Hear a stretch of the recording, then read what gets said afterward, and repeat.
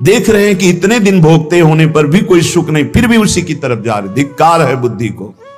श्रीपाद कह रहे वाधिर्यम गुरु शास्त्र मित्र वचने स्वाश्चर्य में श्रुति। आश्चर्य है कि गुरु के वाक्य को भी नहीं सुन रहा है, बहरा हो रहा है। वार्धिव्यम, बहरे हो रहे हो। गुरु वाक्यम, शास्त्र वाक्यम, मित्र वाक्यम, श्रुति वाक्यम। न वेद की बात सुन रहे हो, न पुराणों की बात सुन रहे हो, न संतों की बात सुन रहे हो, न गुरु की बात सुन रहे हो, न सच्चे मित्र की बात सुन रहे हो। बस वही मनमानी आचरण करते चले जा रहे हो, भोगों में फंसते चले जा रहे हो। द्वंद्वम मंदमति, फंस जाओगे द्वंद्व में। द्वंद्व कौन से हैं? शत्रु मित्र, मान अपमान, सुख दुख, लाभ हानि, जय पराजय, जन्म मृत्यु। इन द्वंद्वों में फंस जाओगे। ऐ मंदमती, बहरा मत बन। शास्त्र श्रुति सदगुरु की बात मान ले।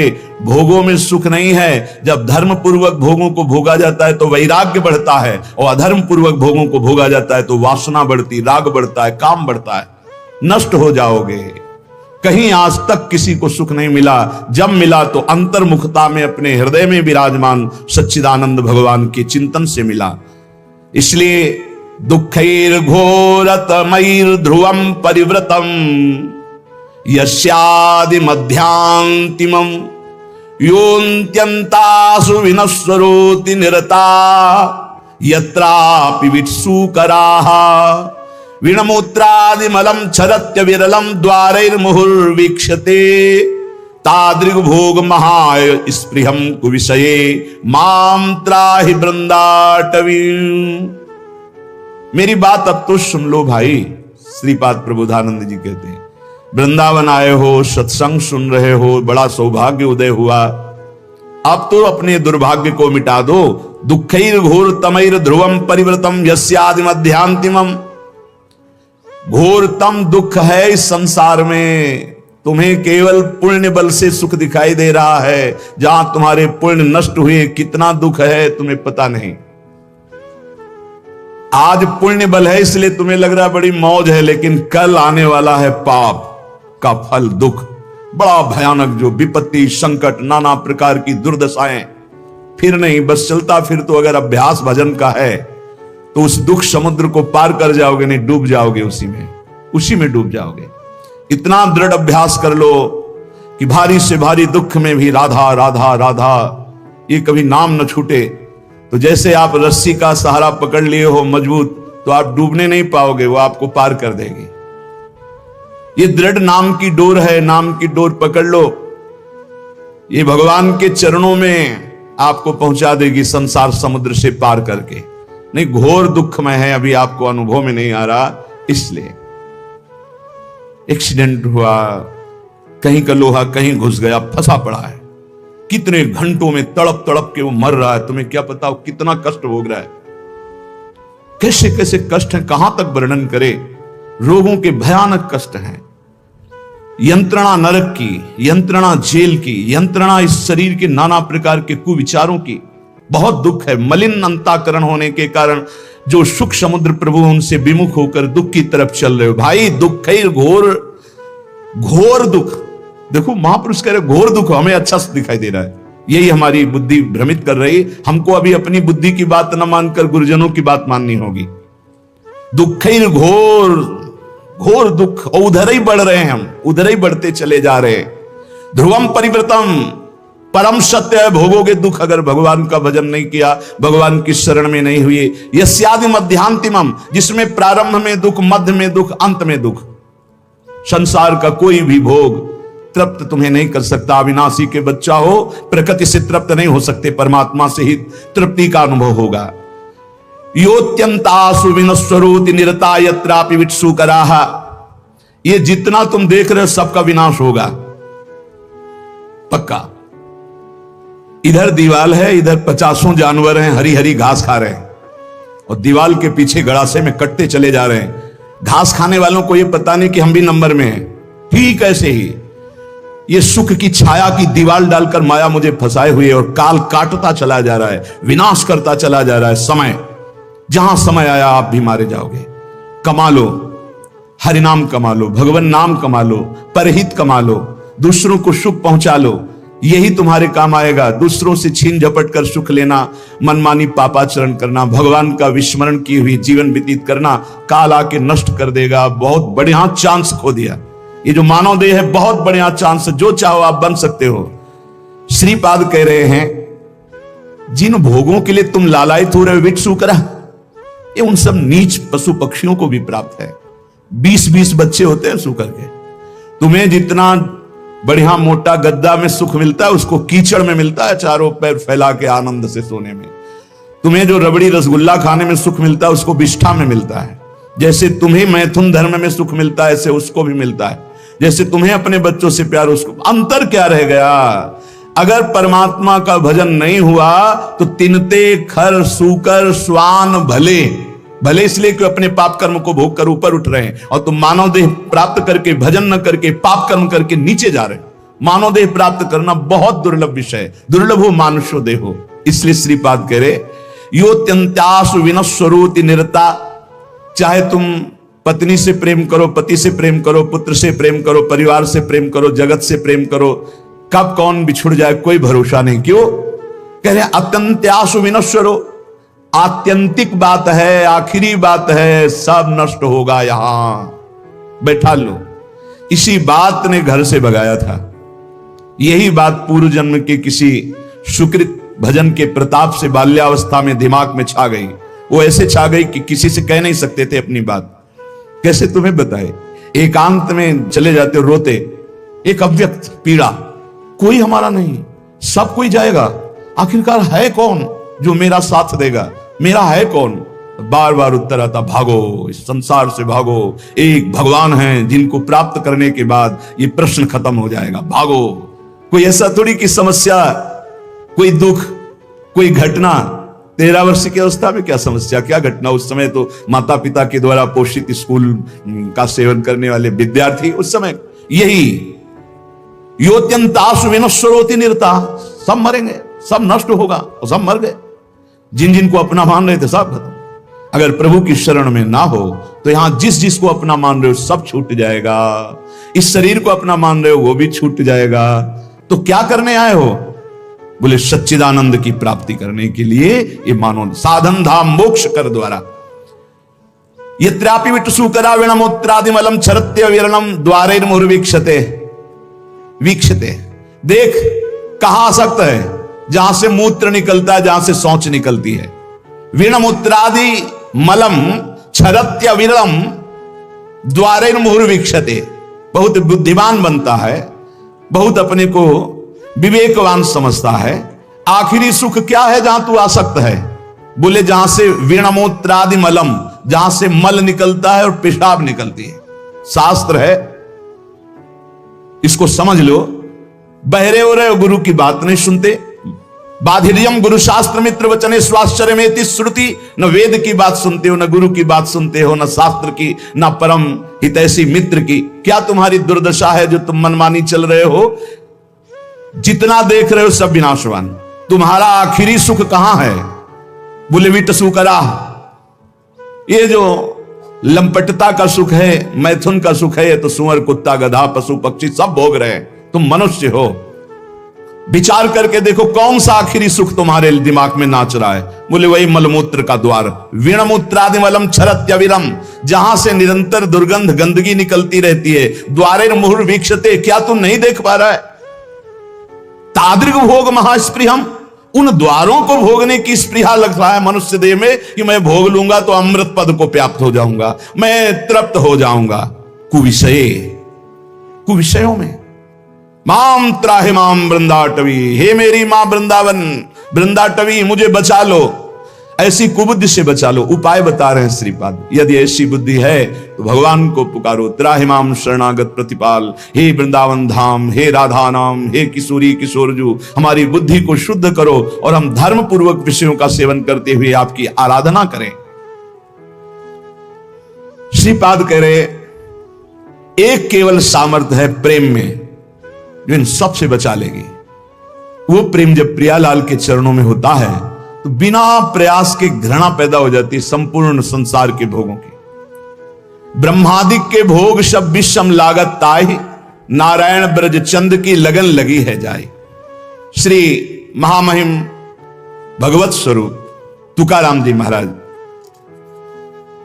कंचन कल प्रसंग चल रहा था, कामिनी और कीर्ति, ये तीन खाई हैं जिनमें साधक भ्रष्ट हो जाता है, गिर जाता है। भ्रष्ट माने होता है गिरना। और ये ऐसी खाइयां हैं कि ऐसी नीचे गिरता है जाकर के उठ के चढ़ना मुश्किल हो जाता है। पहली धन की, धन वैभव ऐश्वर्य, इसमें वही भूल जाता है जिसको परम धन का ज्ञान नहीं है। परम धन भगवान नाम। कबीरा सब जग निर्धना, धनवंता नहीं कोई, धनवंता सोई जानिए, जाके राम नाम धन होय। कबीरदास जी महाराज कह रहे सब संसार निर्धन है, धनवंता कोई नहीं दिखाई देता। धनवंता तो वही है जिसके पास भगवान नाम रूपी धन है। नाम रूपी धन एकत्रित किया, वो कंचन में फंस नहीं सकता।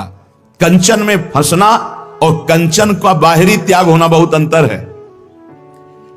अंदर से चित्त वृत्ति महत्व रखती धन पर, बाहर से हम छूते भी नहीं है, कोई लाभ नहीं है। बाहर से यहां तक धसा हुआ है रुपए में, लेकिन उसकी अंदर से रति नहीं, वो धन का त्यागी पक्का। अंदर के राग का त्याग हो जाना ही वास्तविक कंचन का त्याग है। देखो चक्रवर्ती सम्राट है महाराज अम्बरीश जी। चक्रवर्ती सम्राट के पास क्या नहीं होता, और उनको परम प्रिय हरि के कहा गया है। और परम प्रिय कौन होता है? परम अकिंचन प्रिय हरि के रे। जो परम अकिंचन होते हैं, हम लोग अकिंचनता का मतलब भावना करेंगे, फटा पुराना कपड़ा पहने, ऐसे लौकी का कमंडल लिए, शायद ऐसा अकिंचन पुरुष होता होगा। अकिंचन कहते हैं प्रभु के सिवा जिसके हृदय में कोई भी महत्व नहीं है।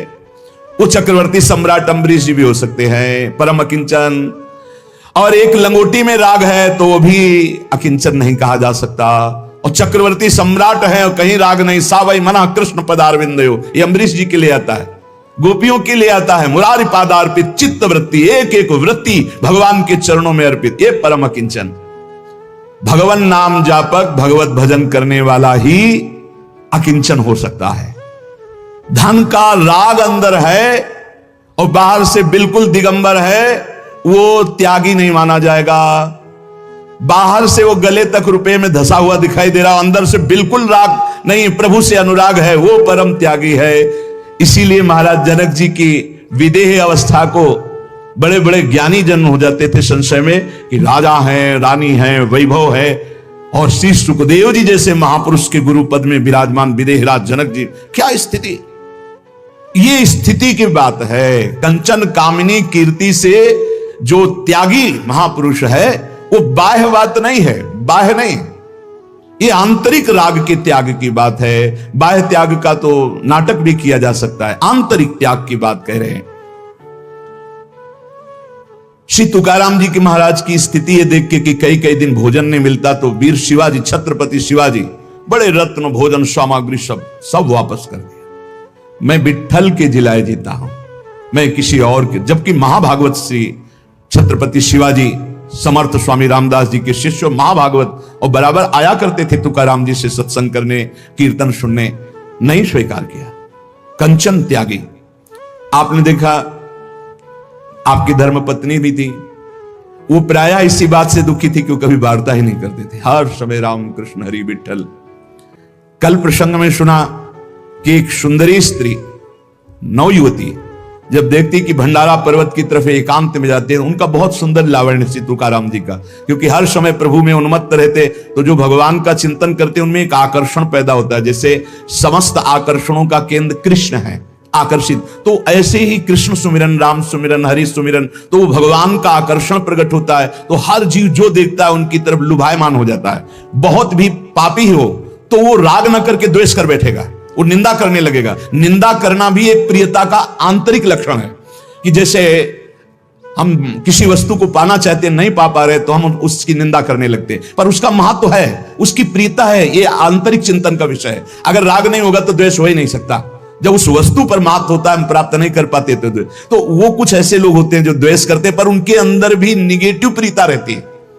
वो एक जो विचारवान हो जान रहे कि ये हमें प्यार करता है, पर प्यार करने का ढंग नहीं आता, इसलिए ऐसे प्यार करता है। वो तुकाराम जी के पास एकांत में गई भंडारा पर्वत पर, मुस्कुराना, आकर्षण करना, काम चेष्टाओं की वृत्तियां प्रकट करना। तो उनका पराविया नारी रखुमाई समान, हे गेले नेमुन ठाई चेंची, जाई वो तू माते ना करी सायास, आमी विष्णुदास तैसे नहीं। हम ऐसे वैसे नहीं, हम विष्णुदास हैं, हरिदास हैं। ए माई, तू रुक्मिणी माई के समान मेरी पूज है, माता है।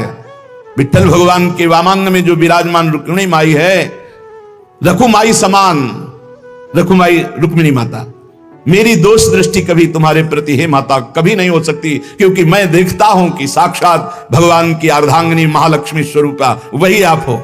रुक्मिणी माई के समान मैं तुम्हें देख, तुम्हारी ये चेष्टाएं मेरे ऊपर कोई प्रभाव नहीं डाल पाएंगी, व्यर्थ में समय नष्ट मत कीजिए। मैं हरिदास हूं, मैं कोई ऐसा वैसा नहीं हूं।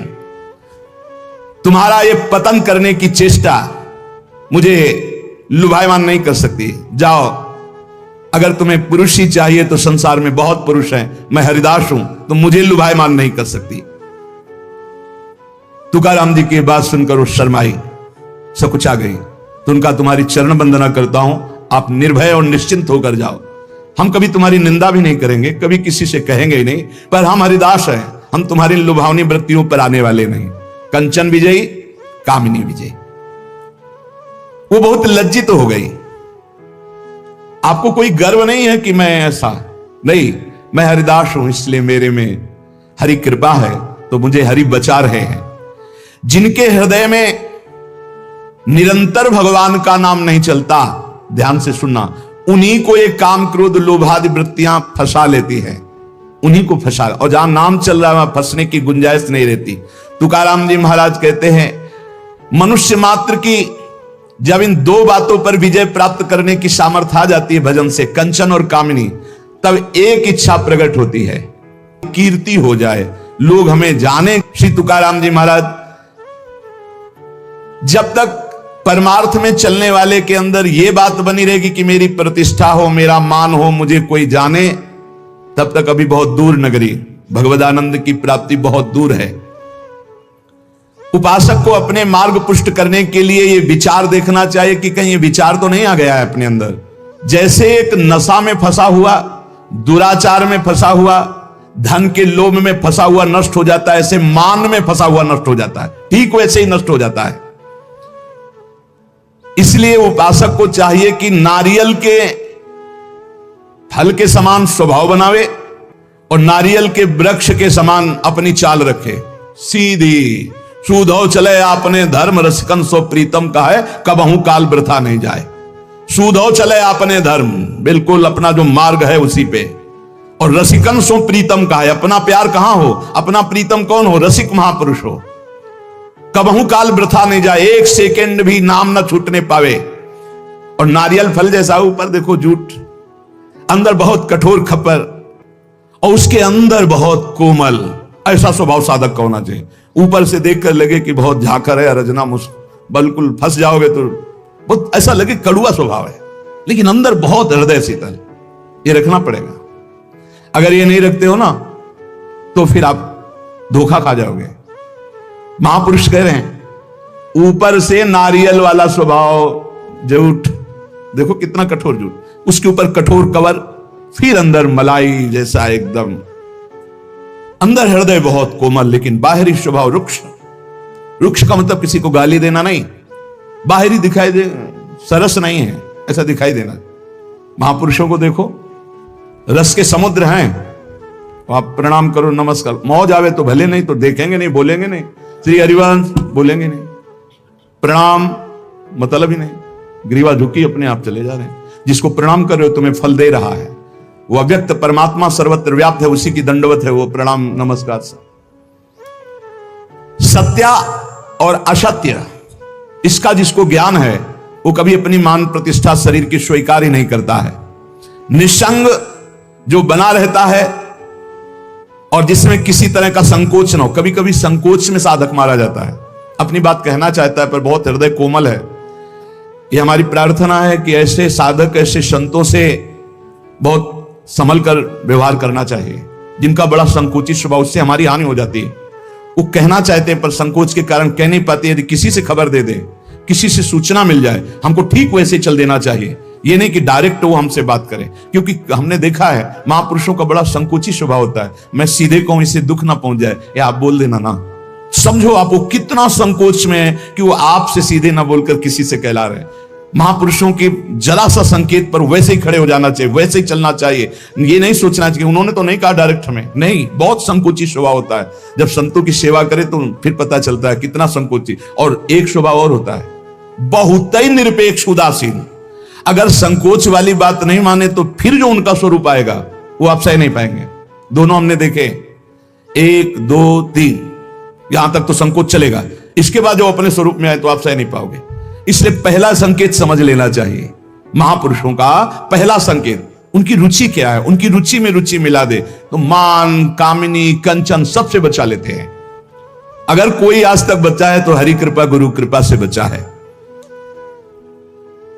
पर व्यसन अर्थात भोगवासना, धन की कामना या मान की कामना हृदय को पाषाण के समान कठोर बना देता है। दो होते हैं जो ना लोक की परवाह करते हैं ना निंदा की परवाह करते हैं, एक घोर भी सही पापी पुरुष और एक महान उत्तम साधक। दो होते हैं। पापी पुरुष भी किसी की परवाह नहीं करता, समाज देख रहा है नहीं देख रहा, क्या करेगा समाज, क्या, कुछ नहीं देखता। वो जो वासना है वो कर बैठता है। साधक उत्तम उपाय वाला जो भगवत मार्ग में चला, वो भी ये नहीं देखता कि अब हमारी निंदा हो रही, की स्तुति हो रही, संसार क्या कह रहा है, लोक लज्जा है, क्या है, कुछ नहीं देखता। एक घोर दुर्गति को प्राप्त होता है, एक महान सदगति को प्राप्त होता है। श्री तुकाराम जी महाराज को कह रहे, लौकिक मान के पीछे लगे हुए हमने साधकों को नष्ट होते देखा है। आचार विचार, लोक लज्जा, वैदिक कर्मानुष्ठान, यहां तक तो सब ठीक है। लेकिन जब आप भजन करके भगवत प्राप्ति करना चाहेंगे तो आपके पीछे लग जाएगा मान। ये आखिरी खाई है जहां गिरा देता है साधक को। इसलिए 15वें अध्याय में सिद्ध महापुरुष परम पद में जो आरूढ़ महापुरुष, उसका लक्षण जब वर्णन करते तो सबसे पहले निर्माण अमोहाजित संग दोषा। निर्माण, जब कीर्तन से भगवदानंद की प्राप्ति की बात महाप्रभु चैतन्य देव जी कह रहे हैं तो कह रहे सब ही मान प्रद आप अमानी, जो तुलसीदास जी कह रहे वहां अमानी ना मान देनो, बड़े बड़े महाप्रभु तुलसीदास जी, सब ही मान प्रद आप अमानी। ठीक इसी को महाप्रभु चैतन्य देव अमानी ना मान देन कीर्तने या सदा हरि। अमानी रहकर दूसरों को मान देना, ये बहुत बड़ी साधक की अपनी साधना बचाने की कवच वृत्ति है। मान कभी स्वीकार न करे। तो क्या प्रणाम करने वाले को डांट दे? नहीं, वो प्रणाम कर रहा अपने भाव से, आप प्रणाम करो अपने भाव से। मेरे प्रभु सब में विराजमान नाथ आपकी जय हो, प्रभु आपकी जय हो। अंदर से बिल्कुल ये स्वीकार न करना कि मेरे को प्रणाम किया जा रहा है। ये अंदर की बात है, बाहर नाटक करने की जरूरत। कुछ साधक ना समझने के कारण दंडवत प्रणाम जो करता है उसको डांटने लगते हैं, झिड़कने लगते हैं। ऐसा नहीं करना चाहिए, ऐसा नहीं। उसकी श्रद्धा है, वो साष्टांग दंडवत कर रहा है, लेकिन किसको? भगवत वेश को। ये वेश किसका है? प्रभु का है, गुरुदेव का दिया हुआ। ये दंडवत गुरुदेव को जा रही, इष्ट को जा रहे। हम नमन करते हैं उनको, उनकी श्रद्धा को, उनके भाव को नमन करते हैं। पर प्रणाम मुझे हो रहा है, नमस्कार मुझे हो रहा है, यह स्वीकार नहीं करना चाहिए। ये इष्ट और गुरुदेव को हो रहा है। कभी कभी मान के लिए त्याग बहुत जोर का उदय होता है। मान प्राप्ति के लिए जीवन भर हुआ जा रहा है, मैंने केवल फलाहार किया, मान अंदर बैठाओ, मैंने केवल इतने वर्ष से जल पिया, मैं, ये भगवान अंदर देख रहे हैं। तुम्हारे अंदर जो मैं जागृत हो रहा है, मान जागृत हो रहा है, भगवत प्राप्ति में बहुत बाधक है, बहुत बाधक है। चैतन्य चरितावली में एक प्रसंग में पढ़ा, महाप्रभु चैतन्य देव का जब यश विस्तार भुवन पर छाया हुआ था तो एक महात्मा पूरे भारत की नदियों की परिक्रमा किए थे, फलाहार या दुग्ध ऐसे पाते थे। जब सुना तो दर्शन की इच्छा हुई। उनके मन में एक मान जागृत था कि मैं जब जाऊंगा तो कीर्तन रोककर महाप्रभु मुझे गले से लगाएंगे। फल या दुग्ध का आहार करता हूं, भारत की पवित्र नदियों में भ्रमण करता हूं, कहीं किसी गांव नगर में शयन नहीं करता। बड़े अच्छे महात्मा थे, पर मान जागृत था। महाप्रभु तो प्रेम के साक्षात वपु। अब वो किसी भी भाव से सही आ तो रहा है महाप्रभु के दर्शन के लिए, तो उसका मंगल होना चाहिए। उन्होंने विचार किया था जाते ही कीर्तन बंद हो जाएगा, महाप्रभु मेरा आदर करेंगे। ऐसा ही हुआ, जाते ही कीर्तन बंद हो गया, लेकिन आदर के लिए नहीं, अनादर के लिए। महाप्रभु इतने कोमल स्वभाव के, एकदम भ्रकुटी चढ़ गई और कहा, कौन ऐसा बहिर्मुख आ गया कि हमारे कीर्तन का रस सूखने लगा? वही महात्मा जी आए थे। बोले निकाले उनको, बाहर हटाओ, तत्काल हटाओ। और उनकी जो मान वृत्ति थी वो भंग हो गई। मैं इतना अधम हूं? बाहर जाकर के चिल्लाकर रोने लगे, हे प्रभु आपका तो अवतार हुआ मुझ जैसे नीचों को पावन करने। महाप्रभु दौड़ गए और गले लगा लिए। यही दरबार दीन को आदर रीति सदा चली आई। जहां दैन्यता वहां गले लगाना, जहां थोड़ा भी अभिमान कि मैं अमुक अमुक अमुक मान, वो प्रभु को अच्छा नहीं लगता।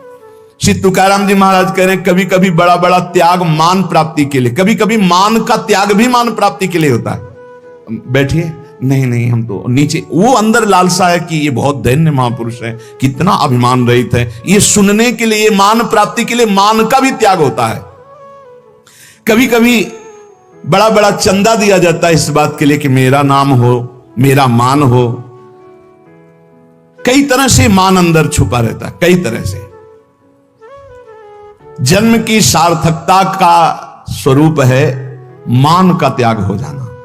ये बड़ा सूक्ष्म विषय, इसलिए प्राय संसारी आदमी तो कहते हैं यार नाम होगा, मान हो जाएगा, लेकिन भगवत प्राप्ति के मार्ग में ये मान भारी खाई, आखिरी खाई।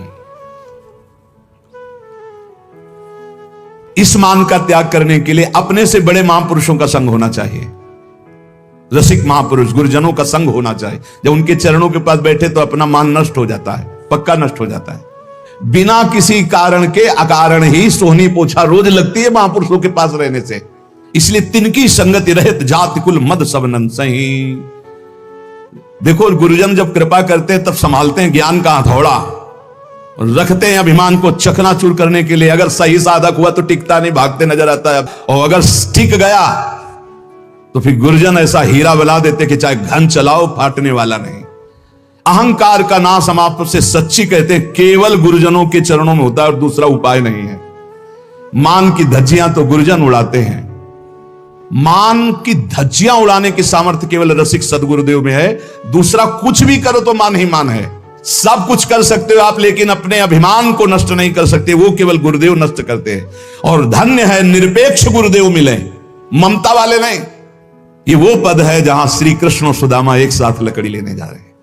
नहीं द्वारिकाधीश आदेश कर देते, संदीपनी जी के आश्रम में जमा हो जाती, लेकिन नहीं, ये वो पद है जहां एक अकिंचन बालक, ब्राह्मण बालक सुदामा जी, तो वहीं साथ में अखंडेश्वरी वैभव संपन्न भगवान श्री कृष्ण वैसी सेवा में लकड़ी लाने जा रहे हैं।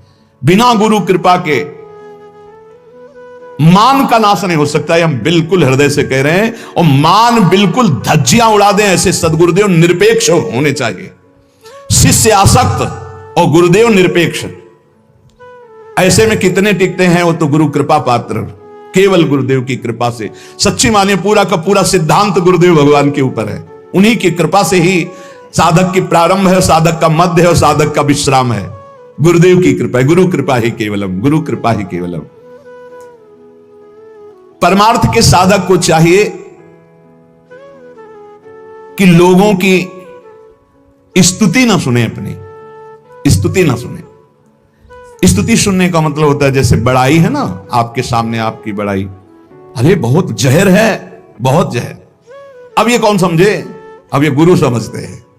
आओ बिरवा जगह है, अब हम इसको जड़ से काटेंगे, तब वो तिलचता है।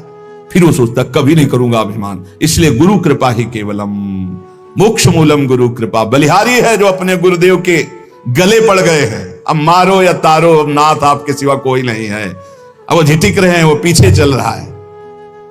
सच्ची मानिए केवल गुरु कृपा है। बलिहारी है उन साधकों की जिन्होंने बात समझ ली, केवल गुरु कृपा है केवलम। गले पड़ गए गुरुदेव के कि अब हम तो कोई ठौर नहीं, कोई और नहीं महाराज। अब आप जैसा, ये श्री जी की कृपा से आती है आसक्ति, गुरु आसक्ति। बहुत मुश्किल है गुरुदेव भगवान में आसक्ति होना, अगर हो गई तो भगवान की प्राप्ति हो गई। श्री तुकाराम जी कह रहे हैं साधक को चाहिए कि लोगों की स्तुति के फेर में ना फंस जाए। द्रव्य की जोर बरब्बट, आसन चाप सभा मधि बैठत। सेवक जी महाराज कह रहे हैं रुपया आ गया, पैसा आ गया, भीड़ इकट्ठा हो गई, अपने को भगवान समझ लिए और गुरु के सामने आसन बांध करके ऐसे बैठते हैं। हम तुमसे काम है क्या? गई गई गाड़ी गई, दुर्गति को गई, नरक को गई, बनी बनाई सब बात बिगाड़ दी। ये लोगों की, इसीलिए श्रीपाद कह रहे सम्मानम कल्याति घोर गरलम नीचापमानम सुधा। सम्मान ये बहुत बड़ा जहर है जो परमार्थ से भ्रष्ट कर देता है, अगर साधक समझ पावे। बहुत बचना भाई, बहुत बचना। संसार के लोग दुमहे होते हैं, तुकाराम जी कह रहे हैं। अब सुनो कैसे होते हैं ये। दो मुहे होते हैं, दो मुंह वाले होते हैं। दो मुंह मतलब एक जबान में दो बात। कैसे? सत्संग कीजिए, कंठी तिलक लगाइए, नाम जप के बड़े भगत बनते हैं, उपवास करते हैं। तिलक न लगाइए, कंठी नहीं, बड़ा भागा है, कोई भगवान से मतलब नहीं। कैसे चले बताता हूं। बड़ा विचित्र संसार कह रहे, दुमहा है। अगर वो संसार के किसी भी से कोई मतलब न रखकर एकांतिक सेवन करते हुए अपना सोचे कि जीवन में उद्धार कर लूं, तो चैन नहीं। और अगर संसार में रत होकर के तो भी चैन। संसार क्या बोलेगा? तुकाराम जी कह रहे ये दुमहा है, ये मालेगल है। वो तो जो लिख रहे कि अगर लड़का नहीं हुआ तो उसको कैसे कैसे शब्द सुनने पड़ते, अगर दो चार बाल गोपाल हो गए तो कैसे कैसे शब्द सुनने पड़ते। तुकाराम जी जैसे मृदंग दोनों तरफ से बजता, ऐसे संसारी दोनों तरफ से दुमही बात करते हैं। इसलिए हमारी प्रार्थना है कि साधक संसार की बात न सुने। अगर हरि मार्ग में, भजन मार्ग में आगे बढ़ना है तो इनकी बातें ना सुनो। ये 2 मिनट भगवान कहेंगे, तुम्हें अवतार कहेंगे, तुम्हें सरकार कहेंगे, और 2 मिनट बाद सरकार के ऐसी जगह खड़े कर देंगे जहां से तुम भगवान का मार्ग पुनः कभी नहीं प्राप्त कर सकते। बहुत भ्रम पैदा हो जाएगा। ऐसे पुरुषों का संग न करो जो सांसारिक परिवार के मोह और राग में आसक्त होकर भोगों को सुख मान रहे हैं। ऐसे लोगों का संग नहीं करना चाहिए, नहीं बहुत बड़ी हानि हो जाती है। ये हमने देखा है, विचरण के समय हमने इस बात को देखा है। कई ऐसे साधक बहुत सावधान, मतलब परिवार आसक्त मोही पुरुषों का संग साधक के लिए जहर है। जिस संसार के राग को छोड़ करके तुम भगवान के मार्ग में आगे बढ़ना चाहते हो, चाहे गृहस्थ हो चाहे विरक्त हो, बहुत संभल करके सत्संग करो, बहुत संभल करके संग करो। यह ध्यान रखना है कि एक धागा भी यहां से नहीं जाएगा तुम्हारे साथ, कुछ भी साथ नहीं जाएगा। तुकाराम जी कह रहे हैं धन, परिवार, नाना प्रकार की भोग सामग्री, मान, प्रतिष्ठा, इससे जब मन हटता है तब वो सच्चा आनंद प्राप्त होता है। ये 2-4 माला जपे बोले अभी आनंद नहीं प्राप्त हो रहा। धन की आकांक्षा, कामिनी की आकांक्षा, मान की आकांक्षा, इनका जब नाश हो जाता है भजन बल से, तब भगवदानंद की स्फूर्ति होती है। पर ये कुतर्की जन फिर भी उसका पिंड नहीं छोड़ते। कंचन कामिनी कीर्ति पर विजय प्राप्त किए हुए महापुरुष को भी कुतर्की जन उस समय भी उसका पिंड नहीं छोड़ते। तुकाराम जी कह रहे हैं भगवान को प्रसन्न करने के लिए हर समय कीर्तन में, हर समय नाम जप में, हर समय अपने कर्तव्य में। पर ये तर्क कुतर्की लोग अपने आप उनके पास आते हैं, कुतर्क करके शंका उठाते हैं और भारी भजन में विघ्न पैदा करते हैं। भारी भजन में विघ्न पैदा करते हैं कुतर्की लोग। तर्क वितर्क करके कोणांच्या आधारे करो मीम विचार, कोण देईल धीर माध्या जीवा। प्रभु कैसे भजन करूं, शांति से भजन करना चाहता हूं, ये करने नहीं दे रहे। ये कुतर्की लोग कोण्याच्या आधारे करो माम विचार। हे हरि कैसे, किसके आधार पर विचार करूं, किसके आधार पर विचार करूं, मेरे को कौन धीरज दे। मैं आपके गुण गाता हूं प्रभु, मैं कोई ये नहीं किसी से कहता कि मैं शास्त्री हूं, मैं आचार्य हूं। तुकाराम जी महाराज के शब्द है, मैं आपको जैसा आपने ज्ञान दिया वैसा गुण गाता हूं, लेकिन ये लोग मुझे तंग कर रहे हैं। तुकाराम जी कह रहे मेरी बुद्धि में ये आकर के विचलित करने वाली बात करते हैं। वो कह रहे हैं ये लोग मुझे तंग करते हैं आकर के, विठल कहां जाऊं, किसके आधार पर। कोण्याच्या आधारे, तुम ही आधार हो। कलयुगीम बहु कुशल हे जन, छलतील गुण तुझे गाता, मजहा संदेह झाला दोही सवा, भजन करूं देवा किंवा नको। तुकाराम जी महाराज कह रहे हैं ये कलयुगी लोग सही ढंग से भजन करने नहीं देते, आपकी चर्चा करे तो सतावेंगे जरूर उसे। नारायण अब इन लोगों से हटाओ। ऊब के कह रहे हैं मैं तर्क से ऊब गया हूं ये संसारी होके। मैं किसी के घर में भीख मांगने नहीं जाता, मैं किसी को जबरदस्ती उपदेश नहीं देता, लेकिन ये जबरदस्ती मुझे कष्ट क्यों देते हैं। मैं ना किसी का कुछ खाता हूं, ना किसी का कुछ लगता हूं, मैं सिर्फ पांडुरंगा तुम्हारा हूं, तुम्हारे भरोसे पे, फिर भी ये लोग हमें कष्ट क्यों देते। तुकाराम जी कह रहे ये नाना प्रकार के शुष्क तर्क विवाद करने वाले अहंकारी लोग भजन का विरोध करते हैं। अरे कैसा कैसा कष्ट। एक जगह तुकाराम जी महाराज कीर्तन में मस्त, तो एक कीर्तन में आया करते थे, उनके मित्र नास्तिक थे, भगवान की कृपा के बिना एक दिन भी पवित्र नहीं रह सकते, एक दिन भी। ये हाथ उठा के थे, कोई मुच्छटे तो भाई अलग है, कभी हमें मिले ऐसा कोई कि भाई बकाया हम जैसे बता रहे हैं कि एक दिन भी साधना परायण होकर पूर्ण पवित्र जीवन तो ये भगवान की कृपा से निपटा, पूरा जीवन तो बहुत बड़ी बात है। मन का संयम और फिर इंद्रियों का संयम। फिर अगला है अहिंसा। मन से, वचन से, शरीर से किसी की भी हिंसा ना करना, यह सनातन धर्म है। अहिंसा, वाणी से ऐसे कठोर शब्द मत बोलो किसी का दिल दुख जाए। आपको बोला हो तो उसका स्वभाव है, आप सनातन धर्मावलंबी, आप ऐसा ना बोले। शरीर से किसी को पीड़ा पहुंचाएं, ऐसा हमारा आचरण ना हो। मन से किसी का बुरा सोचे, ऐसा हमारा मन ना हो। तो हमारा तन, मन, वचन तीनों हिंसा रहित हो, तभी अहिंसा, इस सनातन धर्म का लक्षण हमारे हृदय में आए। फिर है ब्रह्मचर्य, इस सनातन धर्म का लक्षण। सत्य, दया, तपस्या, शौच, तितिक्षा, उचित अनुचित का विचार, मन का संयम, इंद्रियों का संयम, और 9वां अहिंसा, और 10वां ब्रह्मचर्य। ये ब्रह्मचर्य सबके लिए है, बहुत घातक है भोगों का आकर्षण। ब्रह्मचर्य के बिना पूरा का पूरा जीवन खोखला हो जाता है। मन से, वचन से और शरीर से, तीनों से ब्रह्मचर्य होता है।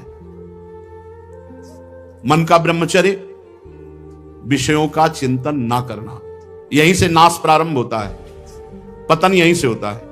ध्यायतो विषयान पुंसान संगास्तेषु उपजायते, संगात संजायते कामः, कामः क्रोधो विजायते, क्रोधात् भवति सम्मोहा, सम्मोहात् स्मृति विभ्रमा, स्मृति भ्रंशात् बुद्धिनाशो, बुद्धिनाशात् प्रणश्यति।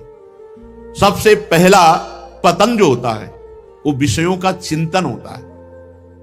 ध्यायतो विषयान पुंसान, जब हम भोगों का चिंतन करते हैं तो हमें भोगों की आसक्ति प्रकट होती, फिर संग करने का मन होता है।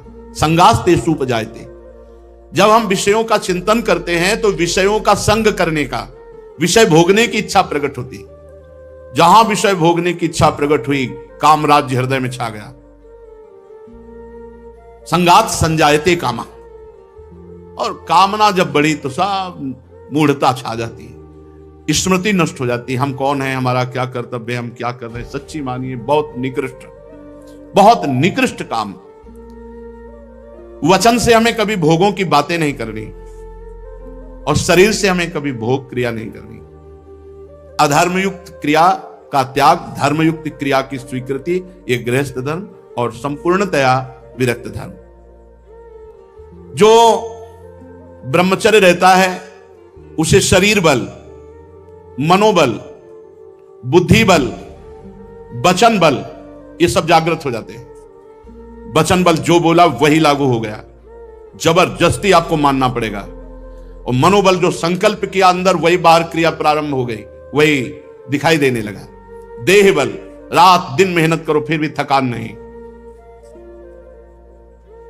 आप कुछ समय तक व्यवहार करके देखिए ब्रह्मचर्य का, फिर आपको खुद पता चलेगा कि कितना आनंद प्रदान करता है ब्रह्मचर्य। ब्रह्मचारी को विषय भोग जहर है ऐसा मानना चाहिए। जैसे कितनी भी सुंदर खीर हो और कोई हमारे कान में आकर विश्वसनीय कह दे कि इसमें जहर पड़ा है, तो हम बिल्कुल नहीं खाएंगे। हमारे शास्त्र कह रहे हैं, महर्षि जन कह रहे हैं कि ये विषय भोग जहर है, महान विषय है, ये पूरे जीवन को नष्ट कर देता है। तो ये जब ज्ञान हो तो उसका फल है विरति। जब हमें ज्ञान हो गया तो उससे हमें वैराग्य होना चाहिए, पर नहीं, ये ज्ञान तो है कि भोगों में सुख नहीं है, भोग दुख रूप है, भोग जहर के समान है। कैसा ज्ञान है? वाचिक ज्ञान, उपदेश देने के लिए। लेकिन जब भोग सामने आते हैं तब ये ज्ञान काम नहीं करता। यदि उपासक भोगों से भयभीत हो जाए तो बच जाए, बहादुरी नहीं, भागना पड़ेगा इसमें। एक बार पूज्यपाद सिउड़िया बाबा जी ने स्वप्न देखा।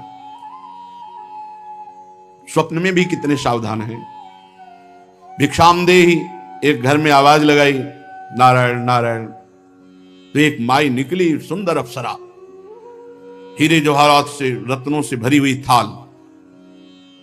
आवाज एक घर में लगाई और सैकड़ों घरों से निकल आई और सब एक से एक सुंदर, और चारों तरफ से घेर लिया और मुस्कुराना, हाव भाव प्रकट करना। बाबा भागे और बहुत जोर के भागे और कई किलोमीटर तक भागते रहे।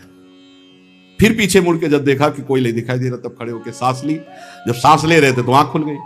आंख खुल गई तो नारायण नारायण नारायण। अच्छा हुआ कि स्वप्न में भी भागे। भागने से ही बचोगे, यहां जीतने के चक्कर में मत पड़ना, बहुत धोखा है। ये मन बहुत धोखेबाज है। यदि कोई विषय से ऐसा भय रखे जैसे सांप, बिच्छू या सिंह, कोई सांप आके गले लगना चाहे तो आप क्या करोगे? भागोगे ना। और बाघ देख लो, सिंह देख लो, भागोगे ना। ऐसे ही विषय भोग की इच्छा वाले कोई शरीर तुम्हारे नजदीक आ रहा है और तुम्हें भय नहीं लग रहा है, इसका मतलब है मरना चाहते हो, भ्रष्ट होना चाहते हो, नष्ट होना चाहते हो। सिंह आ रहा तुम्हें भागना नहीं सुनाई दिया, सांप दौड़ रहा तुम्हारी तरफ भागना नहीं सुनाई दिया। ऐसे ही भोग तुम्हारी तरफ आ रहा, तुम भागे नहीं, मरना चाहते हो, मरोगे तुम। कोआ मदांधो मदना तुरुआ, भगवान शंकराचार्य जी से पूछा, को अंधों में बड़ा अंधा कौन है? बोले जिसको काम सता जाए, जो काम से युक्त हो गया, काम से व्याकुल हो गया, वो सबसे बड़ा अंधा है, वो कुछ नहीं समझ पाएगा। आप बड़े मजे से भोग को देखते हैं और भोगते हैं और फिर विचार करें ब्रह्मचर्य असंभव। जैसे जलेबी है, एक बार चख लिया तो जलेबी नाम लेते ही वो कुरकुराहट वो मुंह में आ जाएगा, नहीं आ जाएगा? इसे कहते हैं तृष्णा। भोग भोगा, अब वो तृष्णा जहर की तरह तुम्हारे हृदय में बस गई। अब वो भगवान ने निकाले तो निकाले, नहीं तो पूरा जीवन भर मार देगी। भोगों का जहर तृष्णा। तृष्णा अनंत जन्मों से हम भोगते चले आ रहे हैं, इसलिए हमारी परवशता हो गई है। परवशता, इंद्रिय और भोगों में विवशता, हम हार चुके हैं। लेकिन मोक्ष का रास्ता जितेंद्रियता से जुड़ता है, परवशता से नहीं। इसलिए आपको एक इंद्रियों के भोगों से जीतना पड़ेगा, लड़ना पड़ेगा। भटकते रहने से ये जन्म भी चला जाएगा, जैसे और जन्म चले गए। बहुत बार ये सब भोगा है। देवराज इंद्र भी बने होंगे कभी ना कभी, बहुत बार, बहुत बार सब। लेकिन भगवान के प्रेमी भक्त कभी नहीं बने जिंदगी में, पक्की बात। इस बार अवसर मिला है भगवान से प्रेम करने का। कोल्ले जी अल्लाह जी के चरित्र में नहीं आता कि बचपन से बैरागी और एक राजा की उपवन वाटिका में वो शयन कर रहे थे, वहीं वो सब राजकुमार और सब वैभव सब देख करके उनके मन में ऐसी लालसा आ गई, यार ये सुख तो बहुत बढ़िया है। तो भगवत प्राप्ति रुक गई और उनका अगला जन्म हुआ और राजकुमार से मित्रता हुई और सारे भोग उनको मिले। अगर कोई वासना लेकर इस मार्ग में, तो फिर पहले वासना पूर्ति होती है। ये मन मकड़ी के जाले की तरह वासना बुनता रहता है, छोड़ दो इसे, बस ये अपना काम करता है और हमको फंसाता है। जाल ये बुनता है और फंसाता हमको है। इसीलिए उपासक मन के जाल को बनने ही न दे। राधा राधा राधा राधा, वो कहेगा नहीं सुनो ऐसे से ऐसा, राधा राधा, वो आपको फंसा नहीं पाएगा। ये तमोगुणी राक्षसी आहार विहार करके आप सच्चिदानंद भगवान को नहीं नहीं मान जाओ। जहां प्याज लहसुन जैसे ये तमोगुण होने के कारण बहुत पवित्र वस्तु की तरह प्रकट होते हैं, कोई अपवित्र वस्तु थोड़ी।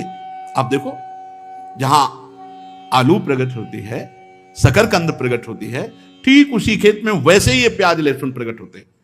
ये कोई ऐसा थोड़ी कि हत्या वाला दोष या किसी तरह गलत तरह से बनाया गया पदार्थ हो, ये तो प्राकृतिक है, पर इसका गुण घोर तमोगुण है।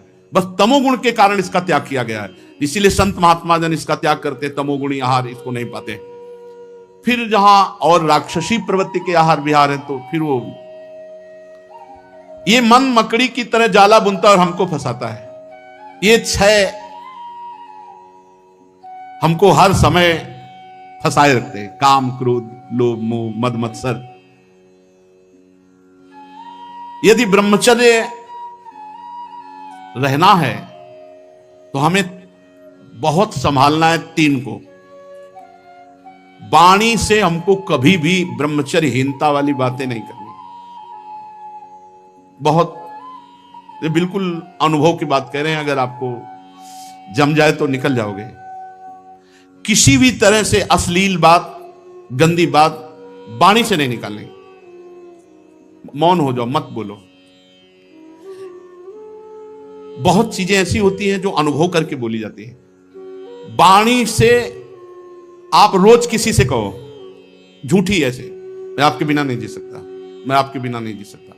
एक दिन आपके मन में आ जाएगा, मैं आपके बिना नहीं जी सकता। एक दिन आप स्वीकृति स्वयं में कर लेंगे कि मैं आपके बिना नहीं जी सकता। वाणी से बोलते रहो, तुम देख लेना, एक दिन किसी एक से बोलते रहो, मैं आपके बिना नहीं जी सकता। फिर दूसरे दिन बोलना, मैं आपके, कुछ दिन में मन से आ जाएगा, मैं आपके बिना नहीं जी सकता। फिर स्वयं में आ जाएगा, मैं आपके बिना नहीं जी सकता। जब हम वाणी से गंदी बातें करते हैं तो तुरंत मन उसका चिंतन करता है और वो उल्लसित हो जाता है। इसलिए वाणी से पहला ब्रह्मचर्य। हमें रसना कटो जो अन्न रटो। अन्न बात, जो प्रियालाल से विमुख करने वाली बात, जो कुत्सित बात, विकारें, जो विकार बढ़ाने वाली गंदी बात है, वो हमें नहीं करनी। नियम ले लो, नहीं करनी। आज से नियम ले लेते हैं। जितने लोग कथा सुन रहे हैं, कोई इसमें पैसा लगने की बात नहीं। वाणी से हम गंदी बात, अश्लील बात, गलत बात नहीं बोलेंगे। वाणी का ब्रह्मचर्य।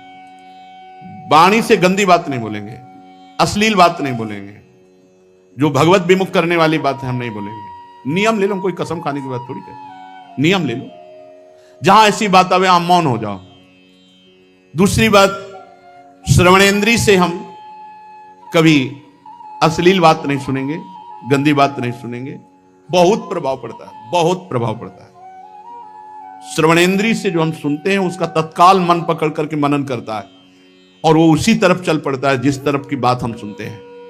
और नेत्रेंद्री से जो हम देखते हैं वो बहुत तुरंत प्रभाव पड़ता है। देखो, नेत्रेंद्री से ऐसी कोई ग्रंथ मत पढ़ो, कॉपी, ऐसी पुस्तिका जो ब्रह्मचर्यहीनता वाली है। ऐसे कोई दृश्य मोबाइल से मत देखो जो ब्रह्मचर्यहीनता वाले हैं। ऐसे कोई दृश्य बाहर मत देखो, पशु पक्षी आदि मैथुन करते हुए, ऐसे कभी मत देखो। इसका बहुत बड़ा प्रभाव होता है। अगर इन तीन का संयम कर सको तो आपके ब्रह्मचर्य में बहुत लाभ मिलेगा। पहला वाणी से, दूसरा श्रवणेंद्री से, तीसरा नेत्रेंद्री से। और खास बात यह है कि जिससे हमारा ब्रह्मचर्य नष्ट होता है उससे सानिध्य न दे कभी।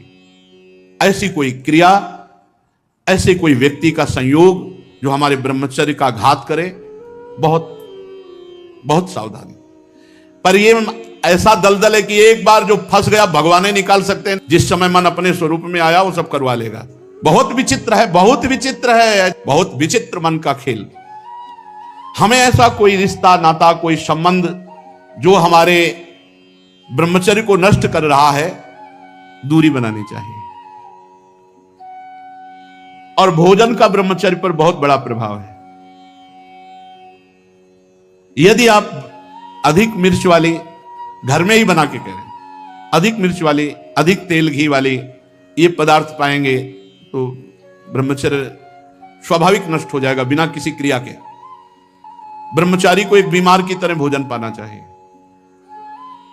जैसे मूंग की दाल है, घिया की सब्जी, रोटी, बस, क्योंकि उसे पावर की जरूरत नहीं है, उसे अधिक पावर की जरूरत नहीं है। स्वयं में सामर्थ्य सुरक्षित है, इसलिए बाहरी पदार्थों से बादाम चबा रहे हैं, काजू चबा रहे हैं, हलवा खा रहे हैं और बहुत प्रकार के मीठा आदि। मीठा तो ब्रह्मचर्य में थोड़ा बस ले ले, इसके बाद अधिक मीठा भी वो जहर का काम करेगा, स्वाभाविक ब्रह्मचर्य को नष्ट कर देगा। जो भोजन कब्जियत बनाती है, अगर ऐसा भोजन पाया जाएगा तो ब्रह्मचर्य अपने आप स्वप्न दोष के रूप में नष्ट हो जाएगा।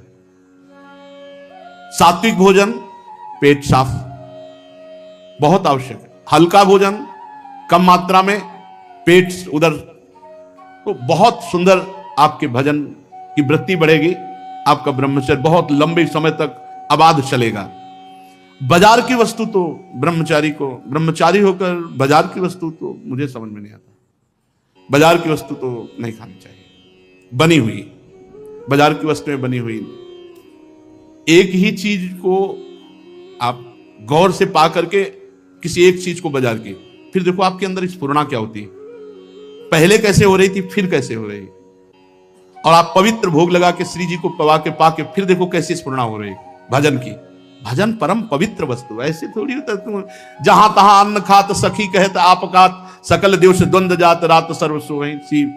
सेवक जी महाराज जहां तहां अन्न खात, ऐसे बाजार का भोजन हो, बोले ब्रह्मचारी जी हैं, नहीं हो पाएगा भाई, ब्रह्मचर्य नहीं हो पाएगा। हाँ, नाम लिख सकते हो, टाइटल तो बन सकता है, लेकिन सही माने में आपका ब्रह्मचर्य, जब तक आपका आहार शुद्ध, अगर अपने धर्म को सुरक्षित रखना चाहते हो तो बाजार का भोजन।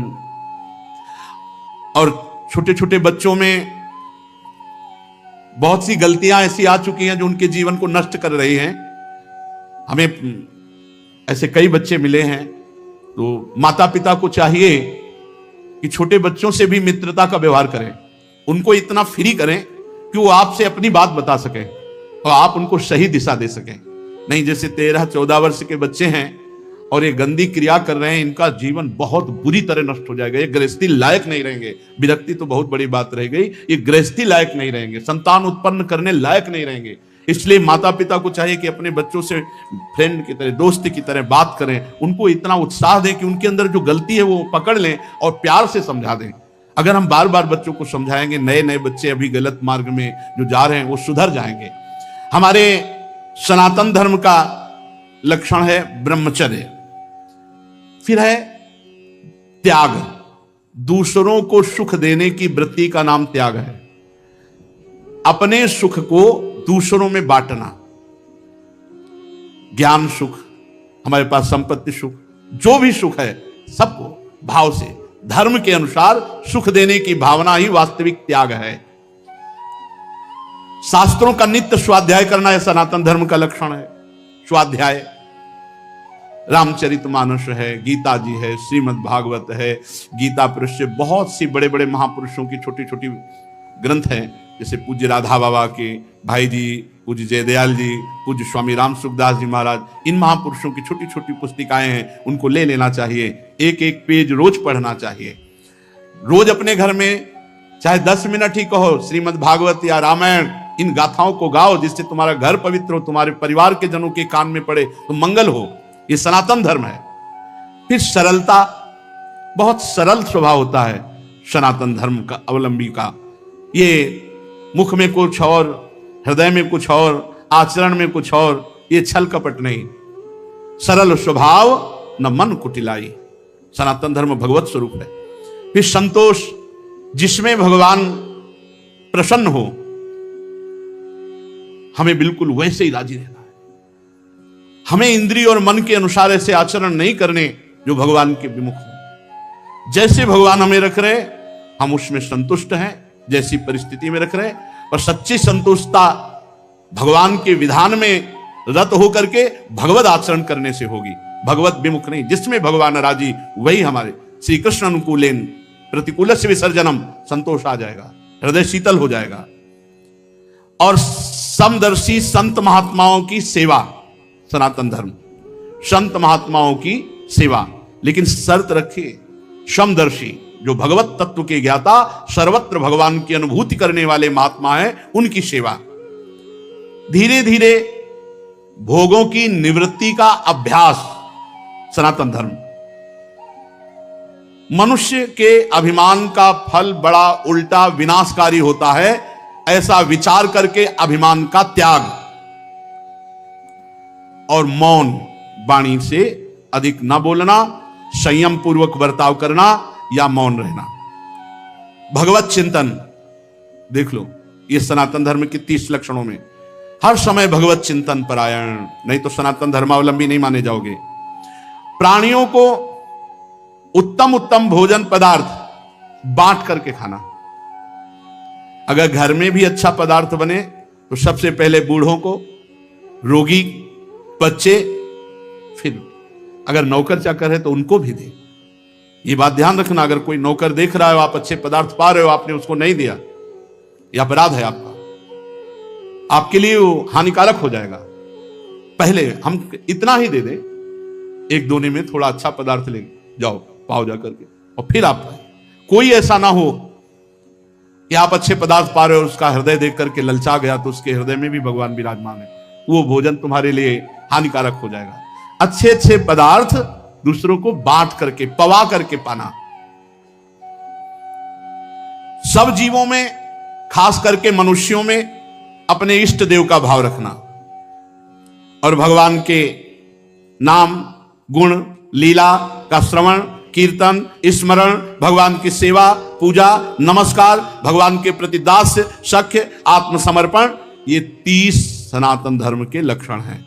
सत्य, दया, तपस्या, शौच, तितिक्षा, उचित अनुचित का विचार, मन का संयम, इंद्रियों का संयम, अहिंसा, ब्रह्मचर्य, त्याग, स्वाध्याय, सरलता, संतोष, समदर्शी महात्माओं की सेवा, धीरे धीरे सांसारिक भोगों की चेष्टा से निवृत्ति, मनुष्य के अभिमानपूर्ण प्रयत्नों का फल उल्टा ही होता है, विनाशकारी, ऐसा विचार, मौन और भगवत चिंतन, प्राणियों को अन्न आदि पदार्थों का विभाजन करके पाना, और विशेष करके संपूर्ण चराचर जगत में मनुष्यों में इष्ट देव का भाव रखना, सब जीवों में रखना, पर विशेष करके मनुष्यों में, और भगवान जो परम करुणामय है उनके नाम, गुण, लीला आदि का श्रवण, कीर्तन, स्मरण, सेवा, पूजा, नमस्कार, दास्य, सख्य, आत्मसमर्पण, ये 30 सनातन धर्म के लक्षण हैं।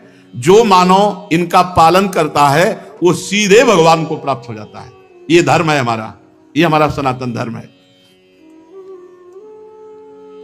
जो इन 30 लक्षणों का पालन करे तो धन्यवाद है, और कोई लक्षण ना हो, एक लक्षण पकड़ लो, नाम, 29 आ जाएंगे अपने आप। ये जन्मना मरना, ये मान अपमान, सुख दुख भोगते हुए बहुत जन्म हो गए, अब नहीं खेलना इस खेल को। लेकिन वाणी से कहने से नहीं रुकेगा, ये हृदय से चाह हो जाए कि अब इस खेल को नहीं खेलना। चलते हैं श्रीमद् भागवत महापुराण प्रसंग आपने श्रवण किया। भगवान नरसिंह देव का प्रादुर्भाव, हिरण्यकश्यप का उद्धार, प्रहलाद जी की पावन स्तुति, भगवान की विशेष कृपा प्रहलाद जी पर, फिर भगवान महादेव जी के द्वारा जो मायासुर ने 3 पुरों की रचना की और विश्व का संहार करने में लग गए दैत्य लोग, भगवान पिनाक पाणी ने बाण संधान किया तो अरबों असंख्यों एक बाण से बाण प्रकट होते हुए त्रिपुर में वास करने वाले समस्त दैत्यों का विनाश कर दिया। पर मायासुर ने उन सब दैत्यों को, उसी पुर में एक अमृत कुंड था, उसमें डाल डालकर सबको जीवित कर दिया। फिर वो विमान पर आरूढ़ होकर के विश्व का संहार करने लगे। तो भगवान श्री हरि बने गाय और ब्रह्मा जी बने बछड़ा, और चुपके से जाकर के पूरा अमृत कुंड का अमृत पी गए। फिर महादेव जी से कहा आप संधान करो। पिनाक पाणी महादेव जी ने पुनः संधान किया, बाण 3 पुरों को भस्म कर दिया। इसलिए भगवान शंकर का नाम त्रिपुरारी पड़ा। श्री देवर्षि नारद जी राजसूय यज्ञ में महाराज युधिष्ठिर को यह कथा सुना रहे हैं। गंगा जी के पावन तट पर श्री सुखदेव जी महाराज परीक्षित जी को सुना रहे हैं। युधिष्ठिर जी ने पूछा नारद जी से, भगवान अब मैं आपके श्रीमुख से वर्ण और आश्रमों के सदाचार के साथ मानव धर्म का, सनातन धर्म का महामहिम स्वरूप सुनना चाहता हूं। क्या सदाचार है, क्या वर्ण धर्म है, क्या आश्रम धर्म है, और क्या मानव धर्म है, और क्या सनातन धर्म है? क्योंकि धर्म से ही मनुष्य को ज्ञान होता है, अधर्मी को अज्ञान घेरता है, धर्मात्मा को ही ज्ञान होता है, और ज्ञानी पुरुष ही संसार के भोगों का त्याग करके भगवत मार्ग का अनुसरण करके भगवान का साक्षात्कार करता है। हे देवर्षि नारद जी, आप स्वयं प्रजापति ब्रह्मा जी के पुत्र हैं आपकी तपस्या, योग एवं समाधि ये इतनी सर्वश्रेष्ठ है कि आपकी समानता कोई नहीं कर सकता। आप समान भाव वाले, नारायण परायण, दयालु, सदाचारी, शांत और भगवत धर्म के गुप्त से गुप्त रहस्य को जानने वाले हैं। इसलिए आप जैसा वर्णन करेंगे दूसरे की सामर्थ्य नहीं है। आप कृपा करके हमारे प्रश्न का उत्तर दीजिए। वर्ण धर्म क्या है, आश्रम धर्म क्या है, मानव धर्म क्या है और सनातन धर्म क्या है? नारद जी ने कहा, युधिष्ठिर, अजन्मा भगवान समस्त धर्मों के मूल कारण है। जितने भी धर्म हैं सबके मूल कारण परमेश्वर ही हैं, भगवान ही हैं। चाहे जिस नाम से पुकारा जाए सबके मूल कारण भगवान है। वही प्रभु चराचर जगत के कल्याण के लिए धर्म रूप से अवतरित हुए। जो सनातन धर्म है वो वेद स्वरूप है। जो वेद है वो भगवान है। इसलिए भगवान श्री हरि ही सनातन धर्म है। जो भगवान श्री हरि के तत्व को जानने वाला महात्मा है वो सनातन धर्म है। जो स्मृतियां हैं वो सनातन धर्म है। धर्म पूर्वक जब कर्म किया जाता है तो कभी आत्मग्लानि नहीं होती, सदैव आनंद प्राप्त होता है। और जब धर्म से विमुख आचरण किया जाता है तो आत्मग्लानि होती है। हमारे सनातन धर्म के 30 लक्षण हैं। ये देवर्षि नारद जी कह रहे हैं सनातन धर्म क्या है? वेद। वेद क्या है? भगवान का साक्षात स्वरूप श्री हरि ही वेद रूप से हैं। तो सनातन धर्म वेद, सनातन धर्म श्री हरि और सनातन धर्म साक्षात भगवान का स्वरूप है। और ये 30 लक्षण हैं सनातन धर्म के। ये जो सनातन धर्मावलंबी जन हैं ध्यान दें, हमारे सनातन धर्म के 30 लक्षण हैं। ये सबसे पहला है सत्य। ये जो झूठ बोलते हैं अपने को सनातन धर्मावलंबी कहते हैं, ये धर्म का उल्लंघन कर रहे हैं। और अब 100 में कम संख्या होगी, 1000 में कोई एक हो जो इस बात पर विचार करता हो कि मैं झूठ ना बोलूं। 1000 में 100 तो नहीं पढ़ पाएगा। 100 में 99 बोले तो नहीं चलेगा। 1000 में एक कोई होगा जो ये विचारवान हो कि मैं सत्य बोलूं, झूठ ना बोलूं। हम लोग बड़े गर्व से कहते हैं हम सनातन धर्मावलंबी हैं। तो सनातन धर्म का पहला लक्षण है सत्य। और सत्य क्या है? भगवान। सब कोई जानता है मरने के बाद जब शव यात्रा होती तो सब बोलते हैं राम नाम सत्य है। जैसे अपने ब्रज में बोला जाता है कृष्ण नाम सत्य है, गोपाल नाम सत्य है, गोविंद नाम सत्य है। अगर भगवान का नाम जप नहीं करते तो किस बात के सनातन धर्मावलंबी? सत्य नहीं बोलते तो किस बात के सनातन धर्मावलंबी? रघुकुल रीति सदा चली आई, प्राण जाए पर वचन न जाए। एक बार कह दिया तो प्राण चले जाए पर अपने वचन नहीं झूठे होने देते थे। और यहां सुबह वचन देते हैं, शाम के भूल जाते हैं। सुबह कसम खाते हैं, शाम के तोड़। और हमें गर्व से कहते हैं हम सनातन धर्मावलंबी हैं। हमारे सनातन धर्म के 30 लक्षण हैं। अगर ये लक्षण नहीं है तो आप कैसे कह सकते हो? पहला ही लक्षण है सत्य। सत्य है भगवान नारायण हरि राम कृष्ण।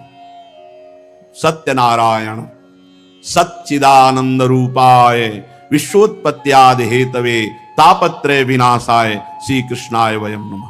जब भगवान कंस कारागार में प्रकट हो रहे हैं तो समस्त देवता करके जब स्तुति करते हैं तो पहला ही श्लोक है सत्यव्रतम त्रिसत्यम। त्रिकाल में जो सत्य है वो भगवान सत्य। नाम जप नहीं करते, सत्य नहीं बोलते, सत्य मार्ग पर नहीं चलते, किस बात के सनातन धर्मावलंबी? सत्य को समझो। दूसरा दया। ये हमारे सनातन धर्म के 30 लक्षण हैं। दया, सब पर दया।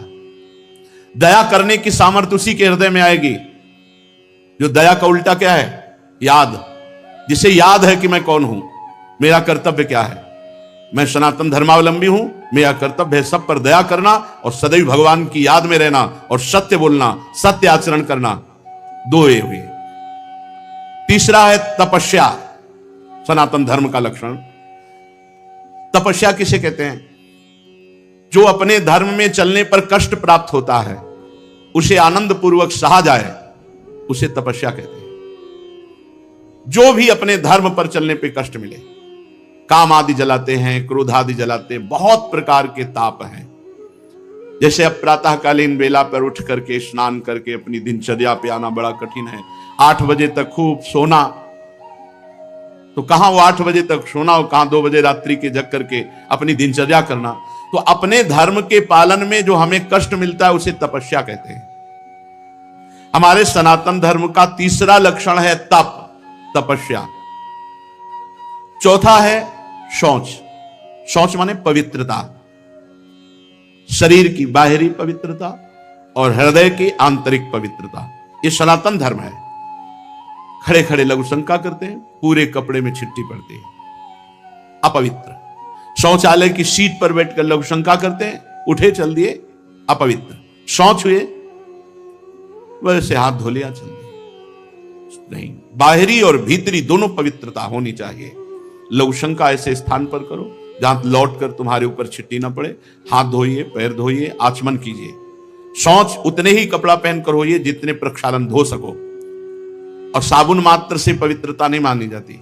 साबुन से एक बार हाथ धो लो तो एक बार रज से जरूर हाथ धो। थोड़ी रज ले लो, मान लो आजकल बड़ी आधुनिकता है कि नालियां जाम हो जाएंगी, तो थोड़ी रज ले लो। और रज का स्पर्श ही पवित्र करता है। जल, मिट्टी, रज आदि से बाहरी पवित्रता, और छल कपट, गंदी बातें सोचना, गंदी बातों के संकल्प बनाना, ये सब अंदर की अपवित्रता है। इसका त्याग कर दे। छल कपट, गंदी बातों का चिंतन, गंदी बातों का संकल्प त्याग करने से आंतरिक पवित्रता होती है। और बाह्य और आंतरिक दोनों पवित्रता पूर्ण रूप से सुरक्षित रहेगी यदि धर्म का पहला लक्षण सत्य, सत्य है हरि, सत्य है हरि नाम, यदि नाम चल रहा है तो भीतर और बाहर दोनों से पवित्र रहोगे। सवाय अभ्यंतर शुचि, वाय अभ्यंतर शुचि। जो नाम जापक है उस अंदर और बाहर दोनों से पवित्र रहता है। जब तक पवित्र नहीं रहोगे तब तक आप उच्च कोटि के विचार वाले नहीं बनोगे। पक्की बात समझना। जितना आप पवित्र रहोगे उतना ही आपको दैवी संपदा के विचार आएंगे, उतने ही दिव्य महापुरुष आपसे मिलने आएंगे अव्यक्त रूप से। अब आप समझो, ये बात हम कह रहे हैं, इसमें कितने % लोग बच रहे हैं? पवित्रता बहुत जरूरी है। पवित्रता, ये जो आज के लोग है ना, बोले मन पवित्र होना चाहिए। सर ये बाहरी सब क्या है, तो दिखावा है। तो मन कैसे पवित्र होगा? बाहरी तो तुम्हारा मन अपवित्र हुआ है, भोगों में, शरीर में, संसार में। तो यहीं से पवित्रता शुरू होगी, तब तुम्हारा मन पवित्र होगा। बाहर से पवित्र होते होते अंदर पवित्र हो जाओगे। बाहर अपवित्र है तो। हमारा सनातन धर्म का लक्षण चौथा है पवित्रता।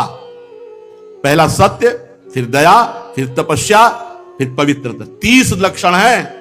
ये सनातन धर्म है, इसको समझो।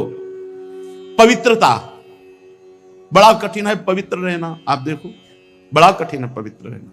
पवित्रता अत्यंत अनिवार्य है। सब साधक के ध्यान, पवित्रता। अगर पवित्रता नहीं तो आपका विचार उत्तम नहीं हो सकते। आप महापुरुषों का जो चिंतन शैली है वहां नहीं पहुंच सकते। कल एक आए थे भगत जी एकांतिक में, उन्होंने कहा, आपने सत्संग में और एकांतिक में कहा कि मन की पीएचडी की है, तो हम भी मन की पीएचडी कर रहे हैं, तो हम आपसे बात करना चाहते हैं। हमारा मन, आपका मन, क्योंकि आपने भी पीएचडी की, हमने भी की। तुमको आप पढ़ के की? बोले हाँ। तुमको हम पढ़े थे।